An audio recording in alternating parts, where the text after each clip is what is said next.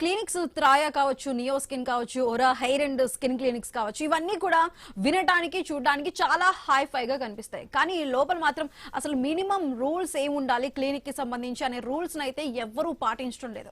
Hair and skin treatment ను inter చదువుతున్న అమ్మాయిలతోనే చేస్తున్నారంటే అసలు లోపల ఏ విధంగా ఉంటుందో మనం అర్థం చేసుకోవచ్చు. ఒక్క డెర్మటాలజిస్ట్ కూడా లేకుండానే అక్కడ ఉన్నటువంటి క్లినిక్స్ లో చికిత్సని కంటిన్యూ చేస్తున్నారు.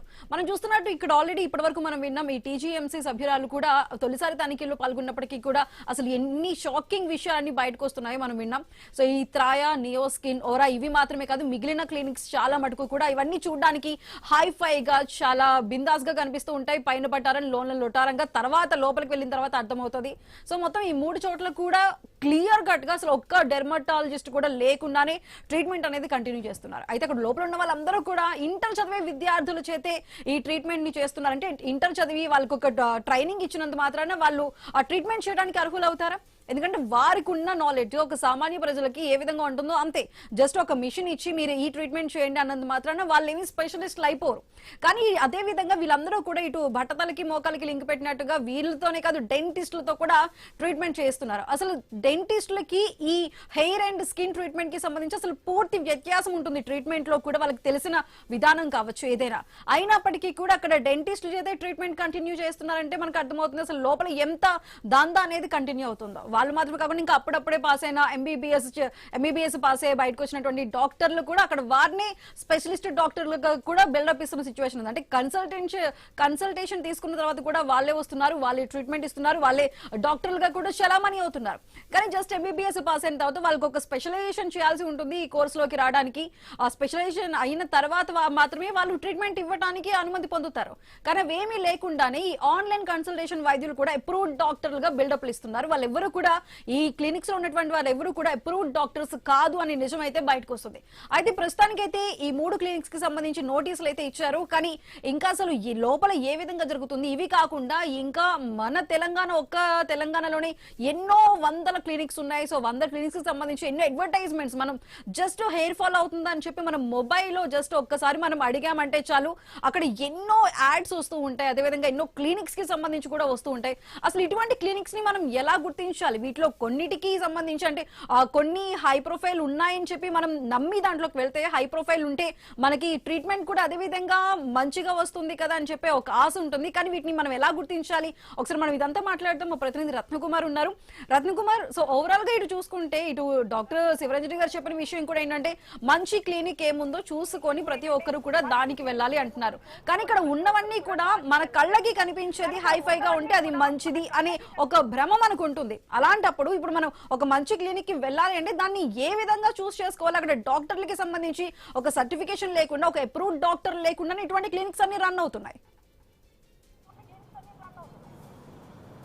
Yes Sudha, Telangana medical council సభ్యులు వెళ్ళి హెయిర్ అండ్ క్లినిక్ సెంటర్ల మీద సోదాలను నిర్వహించినప్పుడు అక్కడ ఇన్స్పెక్షన్ అనేది జరిగిన సందర్భంలో అక్కడ గమనించినటువంటి అంటే ప్రమాణాలు పాటించకుండా అక్కడ వాళ్ళు ట్రీట్మెంట్ చేస్తున్నటువంటి తీరు చూసి ఒక్కసారిగా షాక్ అయినటువంటి పరిస్థితి కనిపించింది తెలంగాణ మెడికల్ కౌన్సిల్ సభ్యులకి. ఎందుకంటే వీళ్ళు ట్రాయా అని కావచ్చు, నియో స్కిన్, ఓరా ఇలా హైఫైతో కూడినటువంటి ట్రీట్మెంట్ క్లినిక్స్గా కూడా వీటికి పేరు అనేది ఉంది. కేవలం ఆఫ్లైన్లోనే కాదు, ఏకంగా ఆన్లైన్లలో కూడా కన్సల్టేషన్స్ ఇప్పిస్తూ ఉంటారు. మా దగ్గర స్పెషలిస్టులు ఉన్నారు. సో అత్యంత ప్రావీణ్యత కలిగినటువంటి డాక్టర్లు ఉన్నారు, డెర్మటాలజిస్టులు ఉన్నారు. సో వాళ్ళ ద్వారా ట్రీట్మెంట్ అనేది చేపిస్తాం. బట్టతల వస్తే ఇమీడియట్గా 1-2 నెలల్లోనే ఇమీడియట్గా తలలో వెంట్రుకలు వచ్చేటట్టు చేస్తాము. అలాగే చర్మం మీద ఏమాత్రం మొటిమలు ఉన్నా ఇతర ఏదైనా చర్మానికి సంబంధించినటువంటి ఏ ఇబ్బందులు ఉన్నా సరే తాము ఇచ్చేటువంటి ట్రీట్మెంట్ ద్వారా ఇమ్మీడియట్గా సార్ట్అవుట్ అయిపోతుంటుంది. మెరిసిపోయేటువంటి చర్మాన్ని అందిస్తామంటూ రకరకాల ఊకదంపుడు ఉపన్యాసాలు, ప్రమోషన్లు సో చాలా చేస్తూ ఉంటారు. అంతే విధంగా వచ్చినటువంటి పేషెంట్ల దగ్గర నుంచి ట్రీట్మెంట్ కోసం వచ్చిన వాళ్ళ దగ్గర నుంచి లక్షల రూపాయలు దండుకుంటూ ఉంటారు. అయితే ఇక్కడ ఇన్స్పెక్షన్కి వెళ్ళినప్పుడు ఇక్కడ తెలంగాణ మెడికల్ కౌన్సిల్ సభ్యులు ఇన్స్పెక్షన్ చేసినప్పుడు అనేక దారుణాలు అనేవి వెలుగులోకి వచ్చాయి. ట్రాయా కావచ్చు, ఇక్కడ దాదాపు 12వ తరగతి పూర్తి చేసినటువంటి ఇంటర్మీడియట్ అమ్మాయి వైద్యం చేస్తుందంటే పరిస్థితి ఎంత దారుణంగా ఉందో అర్థం చేసుకోవచ్చు.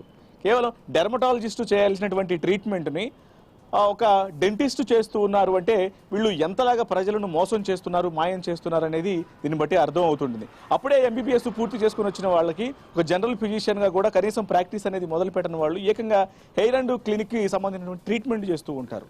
సర్టిఫికేట్ అనేది ఎంబీబీఎస్ పూర్తి చేసినప్పుడు కూడా స్పెషలైజ్డ్ అవన్నీ కూడా చర్మ వ్యాధులకు ట్రీట్మెంట్ చేయాలంటే ఒకవేళ జలుబు వచ్చినా, దగ్గు వచ్చినా, ఇంకేదైనా రోగం వస్తే జనరల్ ఫిజిషియన్ అనేవాళ్ళు కూడా సర్టెన్ ఒక స్టేజ్ వరకు మాత్రమే ట్రీట్మెంట్ చేస్తారు. ఆ రోగం ఎక్కడ వచ్చింది, దానికి కారణం ఏంటి అనే విషయాలు తెలిసిన తప్ప అది లివర్కు సంబంధించిందా, గ్యాస్కు సంబంధించిందా, లేకపోతే హార్ట్కు సంబంధించిందా, కిడ్నీలకు సంబంధించిందా అనే విషయాలు తెలుసుకున్న తర్వాత దానికి సంబంధించినటువంటి స్పెషలిస్ట్ ఎవరైతే ఉంటారో వాళ్ళకి రిఫర్ చేస్తారు.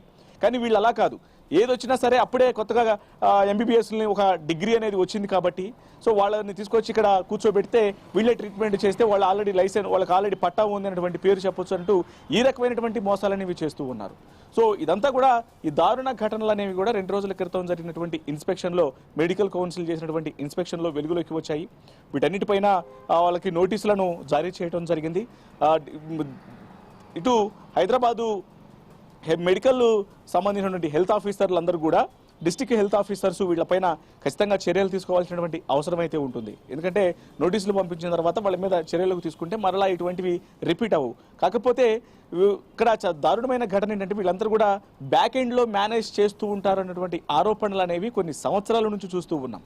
వైపున పట్టుబడుతూ ఉంటారు, వాళ్ళకు ఉన్నటువంటి లైసెన్సులు ఇక రద్దు చేస్తారని అనుకుంటున్నప్పటికీ కూడా వేరే వేరే పేర్లతో పుట్టగొడుగుల్లాగా విస్తరించినటువంటి ఇటువంటి ఫేక్ ఆర్గనైజేషన్స్, ఇటువంటి హాస్పిటల్స్ పేర్లతో వీళ్ళు వచ్చినటువంటి వాళ్ళందరూ కూడా వీళ్ళపైన కఠిన చర్యలు అనేవి తీసుకోవాల్సినటువంటి అవసరం ఉంది. సో పెద్ద ఎత్తున మోసాలు అనేవి జరుగుతూ ఉన్నాయి. వైద్యులు తెలియజేస్తూ ఉన్నారు. మనం ఈ కౌన్సిల్లో మెంబర్గా ఉన్నటువంటి డాక్టర్ శివరంజని గారితో మాట్లాడినప్పుడు కూడా ఆమె తెలియజేశారు, ఎవరైనా ఒక ట్రీట్మెంట్కు వెళ్ళినప్పుడు అక్కడ అసలు ఆ ఆర్గనైజేషన్ లైసెన్స్డా కాదా, ఆ హాస్పిటల్ అనేది నిజంగానే క్లినిక్ అన్ని ప్రమాణాలను పాటిస్తుందా, లోపల ట్రీట్మెంట్ చేసేవాళ్ళు స్పెషలిస్ట్లా కాదా, వాళ్ళు దానికి సంబంధించినటువంటి సరైనటువంటి డిగ్రీ ఉందా లేదా అనేవి పూర్తిగా గమనించాలి. అవన్నీ చెక్ చేసుకోవాలి. చెక్ చేసుకున్న తర్వాత మాత్రమే ట్రీట్మెంట్ చేయించుకోవాలి అనేది వైద్యులు, ఇటు మెడికల్ కౌన్సిల్ సభ్యులు తెలియజేస్తూ ఉన్నారు. కానీ ప్రస్తుతం గ్రౌండ్ లెవెల్లో సిచ్యువేషన్స్ అనేవి అట్లా జరగట్లేదు. ఇష్టానుసారంగా ఒకవేళ ప్రమోషన్స్ని చూసి పెద్ద పెద్ద సెలబ్రిటీల చేత, సమాజంలో ఇన్ఫ్లుయెన్స్ చేయగలిగినటువంటి వ్యక్తుల చేత ప్రమోషన్స్ అనేవి చేస్తూ ఉంటారు. వీళ్ళు ఈ మోసపూరితమైనటువంటి వ్యాపారాలన్నిటికీ క్లినిక్స్, ట్రీట్మెంట్ల పేరుతో చేసేటువంటి మోసం వెనకాల వీళ్ళు ఎంతవరకు అయితే ఫీజులు వసూలు చేస్తుంటారో అందులో అధిక భాగం అనేది వీళ్ళ క్వాలిటీ ట్రీట్మెంట్ కన్నా కూడా ప్రమోషన్స్కే ఎక్కువ ఖర్చు పెడుతూ ఉంటారు. సో దానివల్ల ఇంత పెద్ద ఎత్తున ప్రమోషన్స్ అనేవి జరుగుతున్నాయంటే నెలలోనే బట్టతలకు జుట్టు వచ్చేస్తుంది, చర్మం కాంతివంతంగా మెరిసిపోతుంది అనేటువంటి ప్రమోషన్స్ చూసి అమాయకులు మోసపోతూ ఉన్నారు. మోసపోవద్దు, చెక్ చేసుకోవాలి, అన్ని లైసెన్స్లను గమనించాలి, స్పెషలిస్ట్లో కాదో తెలుసుకోవాలి, వాళ్ళకు ఉన్నటువంటి లైసెన్స్ ఏంటి, ఖచ్చితంగా వాళ్ళు రెగ్యులరా కాదా, వాళ్ళకి ఆ ఎలిజిబిలిటీ ఉందో లేదో తెలుసుకొని మాత్రమే వీళ్ళు ట్రీట్మెంట్ చేసుకోవాలి. ప్రజలు అనవసరంగా ఎటువంటి వాళ్ళ చేతిలో మోసపోవద్దంటూ కూడా తెలియజేస్తున్నటువంటి పరిస్థితి కనిపిస్తోంది. Right Ratna Kumar, thank you.